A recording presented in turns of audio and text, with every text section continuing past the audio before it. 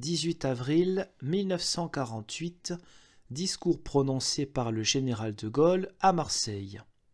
Contexte: au Vieux-Port, le général de Gaulle parle de la situation internationale et de ce que celle-ci impose à la France. Depuis 30 siècles, Marseille respire sur le rivage de cette mer, dont le bassin a vu si souvent se jouer le destin des hommes. Au cours de la première Grande Guerre, c'est de Marseille que sont partis pour l'Orient les troupes qui y firent la gloire de la France. Pendant la guerre récente, Marseille fut la porte par où la première armée française et la 7e armée américaine, aidées par nos vaillantes troupes de l'intérieur, apportèrent d'Afrique et d'Italie la victoire libératrice. À présent, Marseille, métropole française de la Méditerranée, perçoit jusqu'au fond d'elle-même les mouvements du monde auxquels son activité la relie. Il n'est pas de ville plus qualifiée que Marseille pour entendre parler du sort du pays, devant un avenir chargé d'inquiétude. C'est ce que je vais faire aujourd'hui. Les choses vont vite. Sans que nous acceptions de renoncer à la paix, nous sentons souffler ce vent brûlant que nous connaissons bien et qui annonce la menace de l'orage.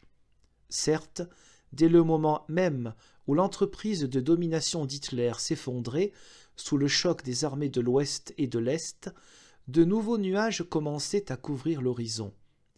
Voyant les ruines qui jonchaient le sol de l'Europe, constatant les raisons de trouble qui foisonnaient dans la race humaine bouleversée, mesurant les dissensions de doctrine et d'intérêt qui opposaient les démocraties à la dictature du Kremlin, beaucoup chez nous jugeaient qu'il serait long et malaisé de rendre au monde son équilibre.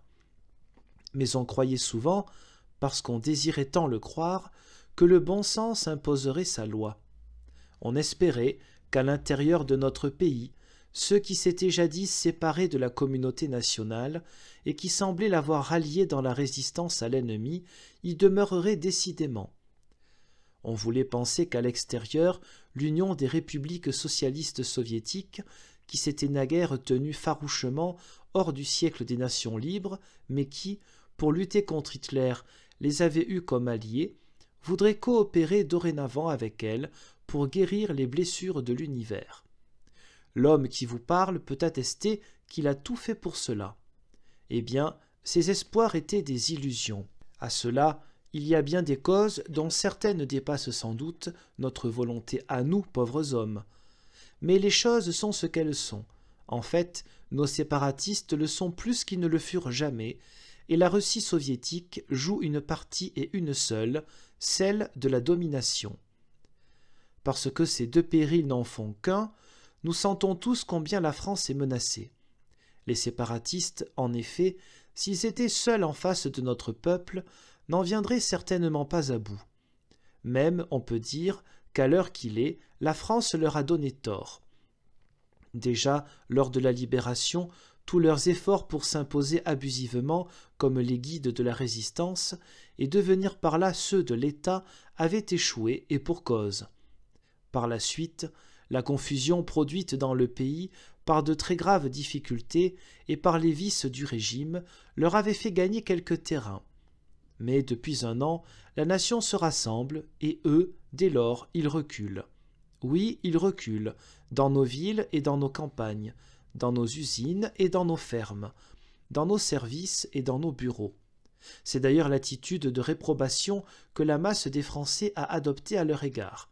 Et ce n'est assurément rien d'autre qui a entraîné l'échec de leur récente tentative de paralyser par des grèves l'activité du pays. Mais que nul ne s'y trompe, ils conservent deux grandes chances. L'une chez nous, c'est le fait qu'en plein déséquilibre économique et social, les pouvoirs publics actuels sont en discordance avec la nation. L'autre en réserve à l'étranger, et qui, si elle apparaissait, s'appellerait l'invasion. De son côté, la Russie des soviets, quelles que puissent être ses ressources, et malgré les commodités que ses maîtres trouvent dans leur dictature absolue, ne serait guère portée, sans doute, au risque de l'expansion, si elle n'avait devant elle une Europe en désarroi, et si elle ne disposait pas dans tous les pays du monde, de concours organisés. Mais, pour des conquérants, soulevés par l'ambition de dominer en même temps que par la volonté d'imposer leur sombre évangile, quelle tentation offrent ces nations affaiblies? Quelle facilité leur y procurent ces équipes obéissantes, habiles à profiter de la misère humaine et à faire jouer les ressorts de la peur, de la sottise et de la vanité, au point d'avoir réduit 350 millions d'hommes au désespoir de la servitude. Dans une situation pareille, rien de ce que disent les menteurs ou les endormeurs ne peut nous cacher, à nous Français, le péril qui plane sur nous. Mais nous pouvons y faire face. Je prétends que nous en sommes capables. Car, tandis que les séparatistes préparent leurs machines de guerre, tandis que chancelle notre économie, nos finances, notre monnaie, en dépit de quelques progrès, et que l'inquiétude générale contrarie l'activité de tous, tandis que de lourdes hypothèques pèsent sur l'Union française, et qu'en Indochine la lutte se poursuit, tandis que notre politique étrangère erre et tâtonne au milieu de la dispersion du monde libre, on sent monter des profondeurs de notre peuple la volonté du salut par le redressement national. Bien mieux, si l'on met à part ceux qui ont choisi de servir l'étranger, et si on laisse à leur parti pris des partisans soucieux avant tout de ne pas perdre leur raison d'être, on constate qu'il existe à présent chez nous un accord quasi général quant aux objectifs du salut public.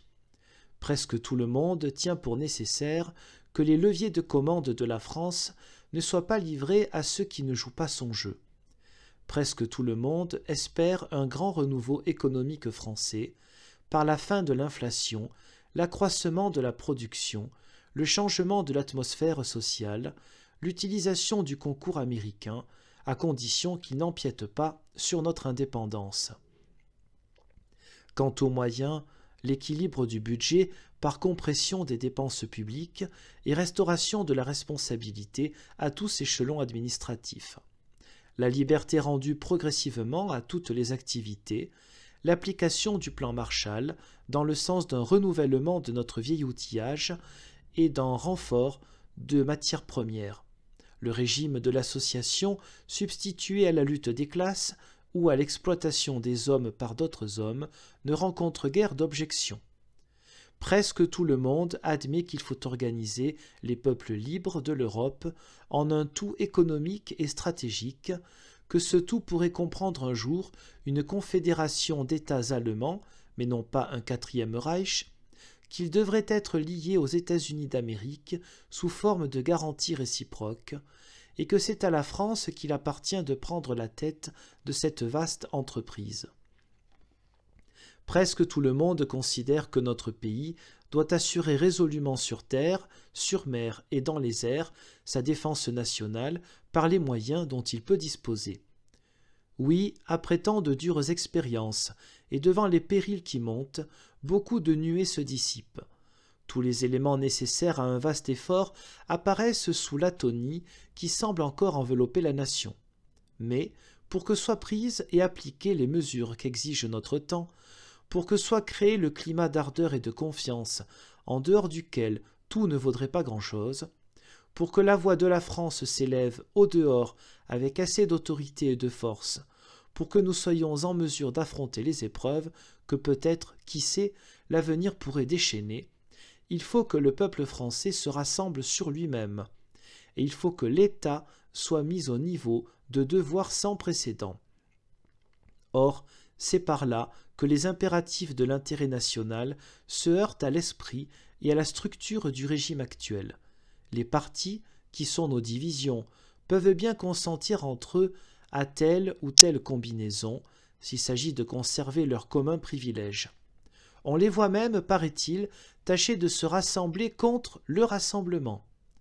Mais ils répugnent, par nature, à l'union des citoyens, qui forcément réduirait leur rôle et les ferait s'effacer devant l'intérêt général. Ils n'inclinent pas davantage à réformer le régime qu'ils ont bâti à leur seul usage. Si le régime va mal au pays, il n'est pas trop mal fait pour eux, car ils confondent en eux-mêmes tous les pouvoirs, et laisse les responsabilités anonymes et imprécises. Mais la nation sent à quel point un pareil système est sans rapport avec les exigences d'une époque et d'un monde menaçant. Elle l'a prouvé d'une manière éclatante, notamment à l'occasion des élections municipales d'octobre. Elle se rappelle comment un régime du même genre, quoique avec des vices moins criants, s'évanouit littéralement quand le malheur contre lequel il n'avait pas su nous défendre eut forcé les portes de la patrie. En vérité, c'est dans le peuple qu'il faut aller chercher, et au plus vite, l'autorité et le crédit indispensables pour le conduire dans une période si dure et qui peut devenir tragique. Je l'affirme parce que j'ai confiance dans la démocratie.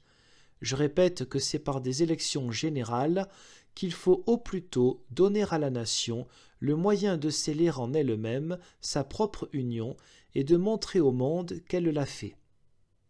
C'est à partir de là qu'il sera possible de réformer le régime. C'est sur la base d'un vaste et puissant rassemblement des cœurs et des esprits, manifesté par celui des suffrages, que l'on pourra gouverner, rénover et, s'il le faut, affronter les tempêtes.